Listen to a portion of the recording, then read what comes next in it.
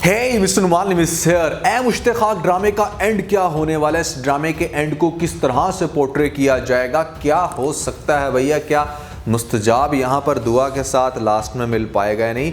किस तरह की होगी इसकी आगे से स्टोरी, ये बताऊंगा। साथ में आप लोगों को ये भी बताने वाला हूँ कि इस ड्रामे के अंदर कुछ अजीब बातें जो मुझे बहुत ही ज़्यादा दिन ब दिन अजीब लग रही है, उनका जिक्र करूंगा। 3 लोगों में से किसी एक बंदे की डेथ लाजमी होने वाली है इस ड्रामे के अंदर। वो कौन से 3 लोग हैं? इन सभी क्वेश्चंस का आंसर मैं आज की वीडियो में करने वाला हूं। फिर जो नए लोग आए मेरे चैनल पर, जल्दी से दबा दें सब्सक्राइब का बटन, लो जैसे कहते हैं इंस्टाग्राम पे फॉलो @नुमान, क्योंकि आपके सभी क्वेश्चंस के आंसर मैं वहां पर करने वाला हूं। वीडियो कर दे जैसे लगता है हम स्टार्ट कर सकें बहुत ही वीडियो पर रिव्यू।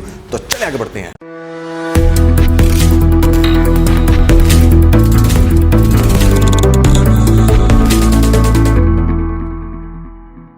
तो सबसे पहले हम डिस्कस कर लेते हैं कुछ अजीब बातों को जो कि देखने को मिल रही है हमें लेटेस्ट एपिसोड में, बल्कि ओवरऑल जब से ये ड्रामा चल रहा है। तो भैया यहाँ पर अब आके हमें पता चला कि भाई मुस्तजाब जो है वो तो बेसिकली एक एथेइस्ट है। अच्छा, अब मेरा यहाँ पर कंसर्न ये है, जो मैं अपने लास्ट वीडियो में भी कह चुका हूँ, कि भाई अगर एक बंदा एथेइस्ट है, नॉन बिलीवर है, क्रिश्चियन है या हिंदू है, किसी भी मतलब मुस्लिम के अलावा किसी भी दूसरे रिलीजन से उसका ताल्लुक है, और एथिज्म तो कोई बेसिकली रिलीजन है ही नहीं, तो किसी भी रिलीजन से उसका ताल्लुक है या वो एक नॉन बिलीवर है, तो ऐसे नॉन बिलीवर के साथ कैसे निकाह खां जो है वो निकाह पढ़ा सकता है? या मतलब हाउ इट्स पॉसिबल कि एक इंसान जो कि मुस्लिम है ही नहीं, निकाह खान जो है वो उसके साथ निकाह पढ़ा दे? इतनी बड़ी मिस्टेक कर कैसे सकता है? क्योंकि जहाँ तक मेरा नॉलेज है, मतलब एटलीस्ट पिछले 1.5-2 सालों से तो बहुत ज़्यादा सख्ती हो गई है। निकाह का जो प्रोसेस होता है, इट्स नॉट लाइक कि जहाँ पर बस आपसे मौलवी ने पूछना है कि हाँ भी कबूल है कबूल है कबूल है, तो आपने कह के वहाँ से उठ के आपका निकाह हो गया। अब आपको प्रॉपर एक बयान दिया जाता है, आपसे कुछ क्वेश्चंस किए जाते हैं, बहुत सारे केसेस में तो आपसे कलमा तक सुना जाता है, और उसके बाद फिर आपको बड़ा अच्छा कॉन्फिडेंस में ला के आपसे प्रॉपर निकाह होता है एक लड़की का। तो एक नॉन बिलीवर के केस के अंदर तो मतलब अगर कोई ऐसा सीन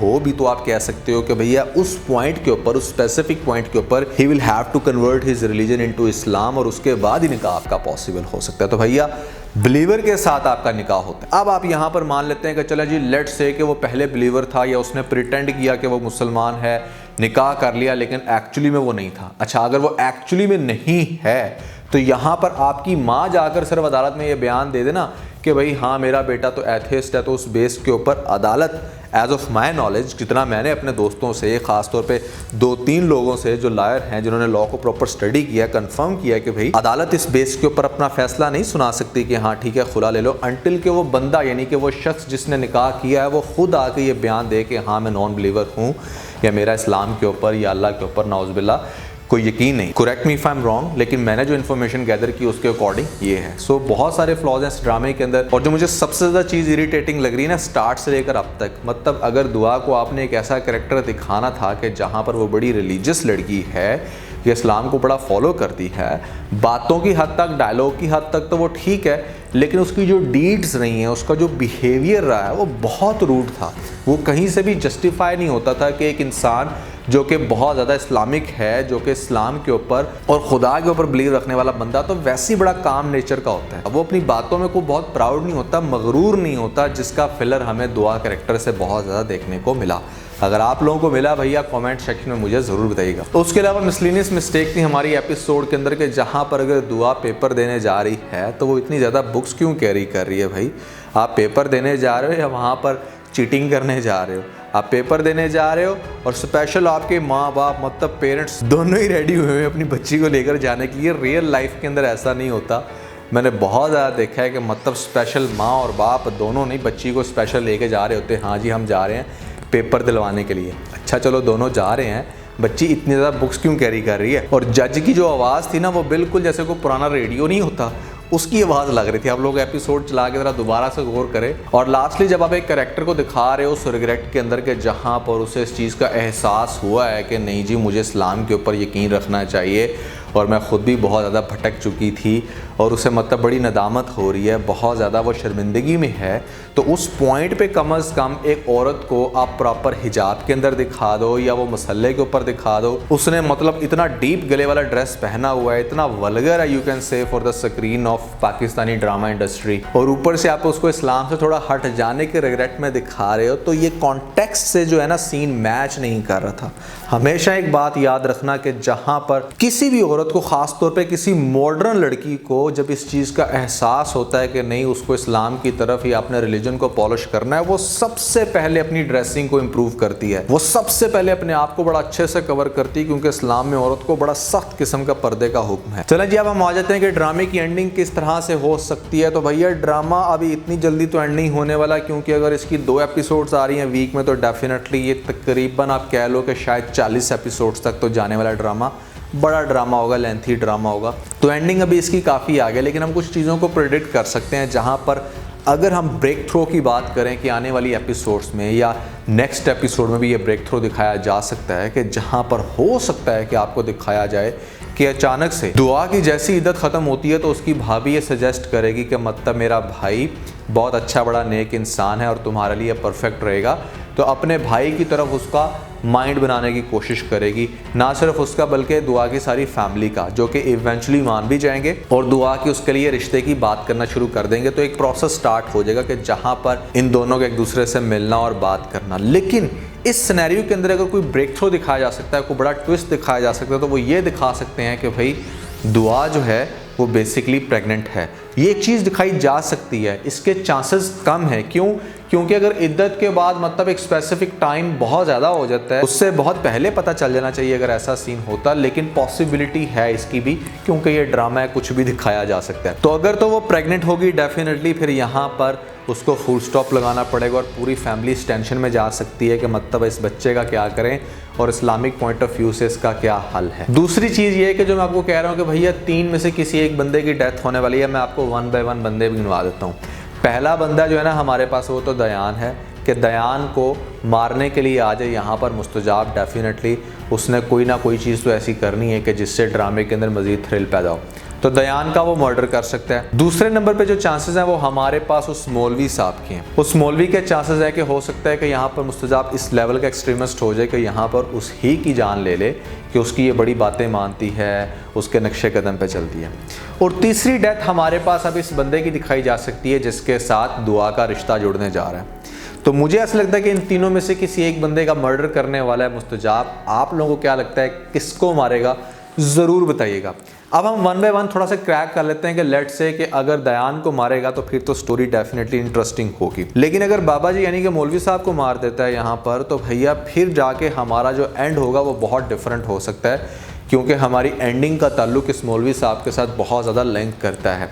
क्योंकि इस ड्रामे का नाम ए मुश्ते खाक है, तो एक पॉइंट पर जाके मुस्तजाब को इस बात का एहसास होना है कि वो सिर्फ मुट्ठी की एक मट्टी है, यानी कि मुट्ठी भरी मट्टी कैसे फाइट कर सकती है।